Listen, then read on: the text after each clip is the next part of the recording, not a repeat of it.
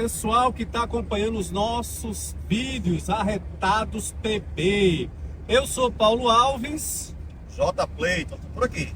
Estamos por aqui e dessa vez vamos para um destino novo, né? Pouco conhecido.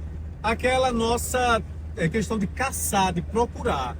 E agora, Jota, vamos procurar exatamente o quê? Rapaz, disseram que esse local é bom que dói. Como assim, Jota? É estranho, é estranho. O nome é estranho de fato, mas é bom, né? Então a gente vai mostrar pra você se de fato é isso mesmo. Será que supre as nossas expectativas um lugar com o nome Bom que Dói? Rapaz, eu tô na Paraíba.